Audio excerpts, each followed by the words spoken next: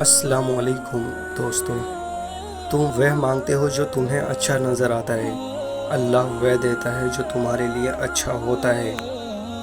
دعائیں مانگتے رہا کرو، کیا پتہ تمہارے من پسند چیزیں ہی اللہ کی رضا ہو۔ دلوں کے حال تم سے بہتر تمہارا اللہ جانتا ہے۔ تمہارے خاموش سجدے اور تمہاری انکہی باتیں خدا کے ہاں بہت خاص مقام رکھتی ہیں۔ اگر تم صدقہ خیرات کو ظاہر کرو تو وہ بھی اچھا ہے، اور اگر تم اسے پوشیدہ مسکینوں کو دے دو تو یہ تمہارے حق میں بہتر ہے۔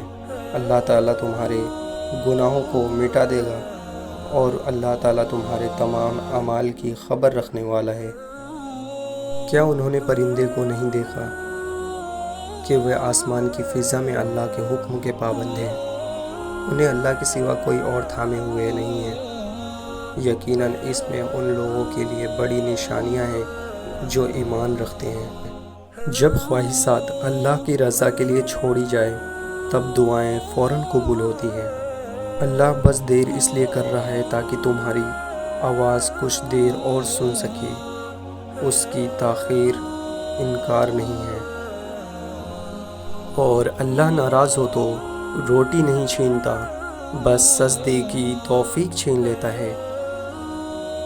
خوش قسمت ہیں وہ لوگ جو جمعے کے دن سورۃ قاف کی تلاوت کر کے ہفتہ بھر کے گناہوں کی بخشش کروا لیتے ہیں۔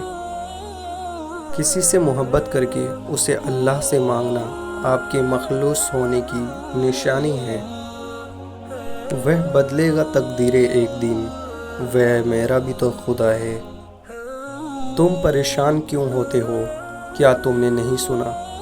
اللہ شاہ رگ سے بھی زیادہ قریب ہے۔ جب اللہ تم سے کہہ رہا ہے مجھ سے مانگو میں دوں گا، تو کیا یہ تمہیں قبولیت کی دلیل نہیں لگتی؟ اور ہر چیز نصیب سے نہیں ملتی، کچھ چیزیں دعاؤں سے ملتی ہیں۔